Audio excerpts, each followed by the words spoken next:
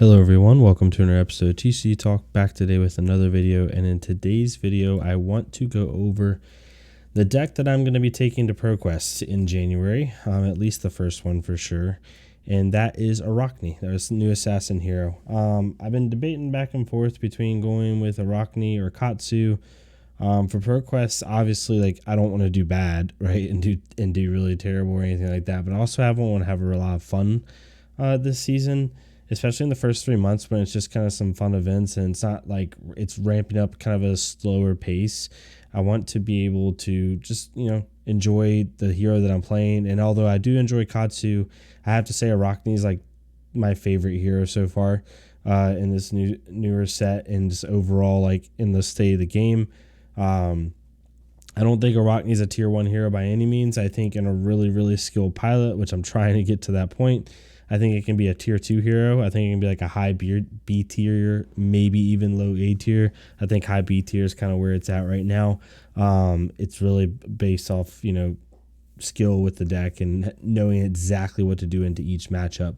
So I'll go through the deck, go over like what my Proquest deck looks like, a couple like final changes I'm still mulling over, and I'll kind of point those out as I go.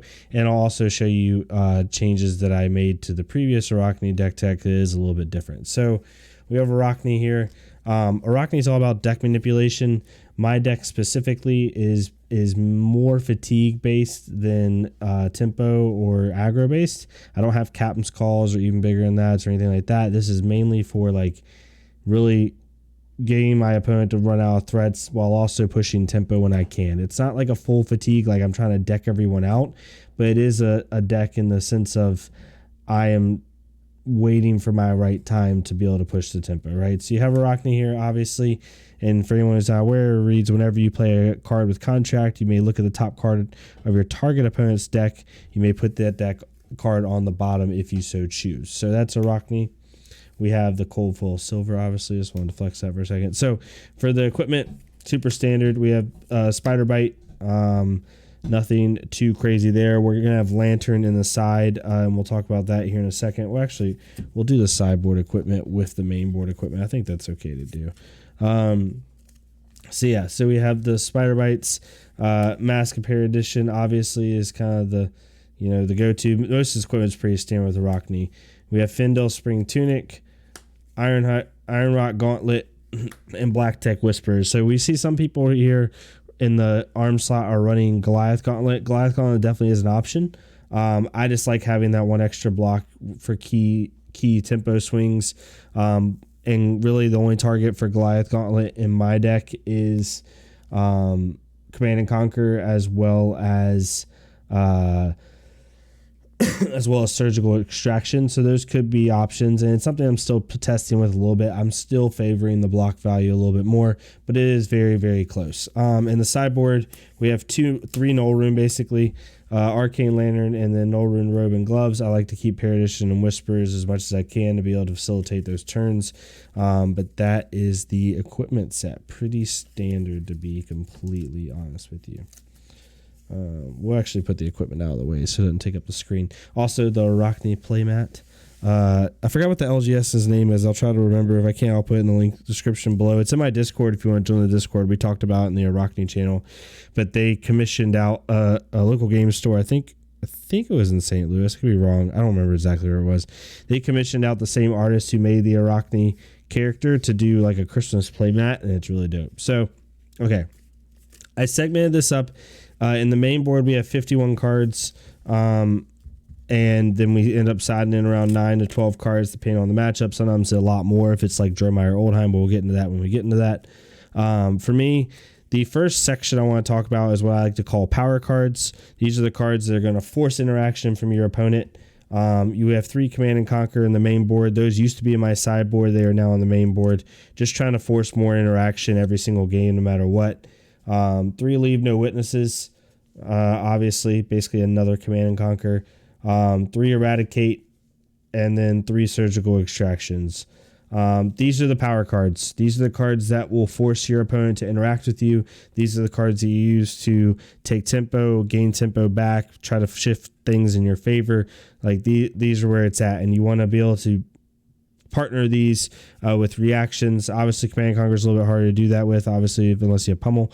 But with Leave No Witnesses, Eradicate, and Surgical Extraction, being able to put Cut to the Chases, Shreds, things of that nature, even Nimblism and Razor Reflex, which I have in my deck, is really important. The second section is kind of just like your good attacks. So we have Slay the Scholars here, Sack the Shifty, and Plunder the Poor. Those are 0-cost reds. They're just really good reds. Plunder the Poor is cost 1 or less, which is really good with a lot of the aggro decks. Sack the Shifty is anything with Go Again on it. Now, remember with Sack the Shifty, it doesn't have to have Go Again inherently. It just has to have the words printed Go Again. So if you have something that says gains Go Again, then Sack the Shifty will work for that. And then Slay the Scholars just for non-attack actions. And then we just have really good value attacks after that. We have 3 Annihilate the Armed, and then 3 Rob the Rich. This is another change I made to this. I put in Rob the Rich just to have a good 1 for 5. It's really good. It's obviously better against like Oldheim, even against other more expensive decks, but I just wanted to have a little bit more attack power, and being able to have that 1 for 5 has been really useful so far. Then we get into our blues. We always have the 3 Surgical Extractions we spoke about earlier. We have 3 blue Shreds, 3 Plunder the Poors, 3 Sack the Shifties, 3 Fleece the Frail, and finally 3 Slay the Scholars. So we end up having 3, 6, 9, 12, 15, 18 blues. I've played anywhere as low as 15 blues and as high as 21. I will say 18 has been a good sweet spot for me. 21 makes it a little bit hard in the mid to late game because you start just hitting like all blues, and it gets really hard to finish off your opponent. So I wanted to add a little bit more attacks, but 15 for me in my style deck, which is more mid-range to fatigue, it's a little bit better to have 18 rather than 15. So that's kind of where I went from there. And then we have cards that are not attacks. We end up having 9 in the main board total. We have Razor Reflex, really good. Obviously, you can even use it on your daggers if you want. Just all around good card. Affects every card in the deck except Surgical and Command and Conquer. We have 3 Cut to the Chase Reds, and then 3 Nimblisms. I've had Nimblism in, then I took it out, and then I put it back in. This card's just too good late game. It's too good in different situations. Like being able to play this, like block with 2 cards and like Mass Compare Edition for 7, and then being able to come in with like a Nimblism to Leave No Witnesses for 7, or Nimblism Tunic Eradicate for 7. It's just really, really nice to be able to pressure your opponent in that way. Or even like Nimblism into Tunic counter Annihilate the Arm for 8. After you just blocked out 7 to 9, right? It's just really good value. The 2 block, like it's worth the 2 block in my opinion. One of the few cards in the deck that's worth the 2 block. If I was going to cut one of these, I would cut Razor before I cut Nimblism, to be completely honest with you. That's just how I look at it. So that's the main board, as you can see. We have 21 over here, 24, 27, 30, 33, 36, 39, 42, 45, 48, 51, just to make sure I wasn't missing one of my cards. 51 cards in the main board. Let's get that focus back down. Come on, come on. I'm sure it'll go back. I apologize if it takes a second. Sorry about that, y'all. But yeah, so in the sideboard here, we're going to have a decent amount of cards for a bunch of different matchups. I'm not going to go over every single matchup today. Maybe I'll make a sideboard guide at some point, but at least I'll give you like a general idea of where they come in. So we have Remembrance over here. Remembrance comes in against Jeremiah, comes in against Oldheim, maybe even comes in against Dory at times. It can get a little dicey. I just don't like having the no block, but definitely against Jeremiah for those recursion, because in the Jeremiah matchup, we're playing 3 Findle's Fighting Spirit and 3 Command and Conquers, and we're just recurring them and keep popping their dragons as much as possible. So it's really good for that. It's really good against the Oldheim matchup. If I know it's a Fatigue Arachne, I'll even play it into the mirror as well. Then we have 3 Sigil Solace. This comes in obviously against Wizard, comes in against a couple other decks, but it's just really good value for it, good against Bravo. Help get around the Dominate, maybe not die late game. Can be good against a bunch of different decks. So there's that. Then we have 3 Findle's Fighting Spirit, mainly for the Jeremiah matchup, but they also can come in against other like more grindier matchups where we need that life gain for good value. Then we have 6 defense reactions, Sink Blow and Fate Foreseen. These honestly come in like 80% of your matchups, like almost all of them except for a couple, but they are in the sideboard because it's not every single matchup. And then we have 3 yellow shreds. We put these in against decks that want to block. Like if I know it's like, I don't know, obviously Oldhim, but like Bravo, the mirror is really a big deal. It's really good into Rhinar if he's running the club, where you know he's going to be like a more like value-based Rhinar. Really good against Dory. Obviously, like Warrior in general is really good against Bolton. Any deck that's going to want to try to value a little bit and block with 1 to 2 cards from hand, maybe even 3, it's really good against. So definitely suggest that. And then here's the one that's up for debate. So my last 3 in my sideboard, I have Oasis Respite in there right now, but I'm testing out That All You Got.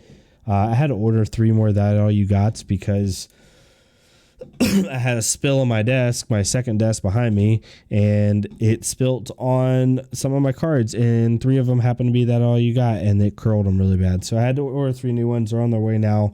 But excuse me, it gave me a good chance to kind of talk about this final slot, because if you have a lot of Wizard in your area, like a lot of Icelander, you see a couple Kanos running around, shoot, maybe even a couple Bravos, or a lot of like Guardian, Oasis Respite might be a good move because you can get around the Dominate, you can block out the Arcane, this, that, and the other. If you have a lot of Runeblade, if you have a lot of Fi, a lot of Katsu in your meta, then That All You Got might be the safer option. But regardless, this is what we have in the meta, or in the sideboard. Most of our matchups, we're having 60 to 63 cards. We'll bring in 9 to 12 cards. The only time where we bring everything in is Arachne, the mirror. We bring everything in against Sturmine. We bring everything in against Oldhim. That's just how I do it. I'm okay with playing around 63 cards most games. It doesn't bother me. But yeah, pretty simple. I'm going to be playing it for Proquest, at least for the first Proquest. I'm really enjoying the deck, and I just want to kind of have fun with it. You know, like I know that Katsu probably is actually in a slightly better spot, but right now, like I have a decent win rate with Arakni. It's been mostly online testing, but I'm doing pretty decent with it. My really bad matchups, at least for me specifically, Bravos have been a little bit difficult. Fi is not horrible, but you have to play a perfect game into it in order to win. The really, really bad matchups for me have been Oldhim. Oldhim mainly. I'm trying to think of who else has been kind of bad for me. Oldhim has not been fun. Control Dash sucks, obviously. Dromai, if it's a really good Dromai, can be bad, but actually I'm 11-1 in that matchup, but I'm also playing like, I guess like normal Dromai players. I don't know. Mainly it's Oldhim, Control Dash are like the 2 big ones. After that, it's, you know, I feel like every matchup's winnable. This deck just not destroys, but it really does hurt decks like Briar. It's really good against Viscerai. It's pretty good against Fi. It's pretty good against Icelander. It's like 50-50. It's good into a lot of like the mid-range decks, like in the middle of the format. Like the 3 big decks right now are Oldhim, Icelander, and Fi. Fi, I would say it's like 50-50 into, maybe like 46-54, I don't know, not in favor. Icelander's truly 50-50, and then Oldhim's like 60-40. That one kind of sucks. But I mean, basically 50-50 in every matchup. And winnable. And honestly, for me, I'm playing this deck as much as humanly possible because I'm really excited for Outsiders. I think Outsiders is going to have a lot more support because it is the pit. So I'm really trying to get better at this deck as much as possible and just play it and get more reps with it, like good reps at Proquest. I'll probably do 1 Arachne Proquest and then 1 Katsu Proquest just to do it. But yeah, this is the deck right now as it stands. I don't see myself making any changes other than That All You Got in the sideboard. Overall, I'm really enjoying the deck. I haven't had too much of an issue with it. I feel like it's in a decent enough spot to where you could take it and it can get some wins. Getting top 8 is definitely going to be hard just with the competition in Dallas, but you know, we'll do our best. But yeah, if you like this deck or if you like this type of content, please leave a like, comment, subscribe. If not me, totally fine. Go to our Flesh and Blood career, leave a like, comment, subscribe on their stuff so we can get more people seeing this game. Join the Discord down below if you want. You can see where this playmat came from. And yeah, I'll see y'all next time on TC Talk. Thank y'all so much.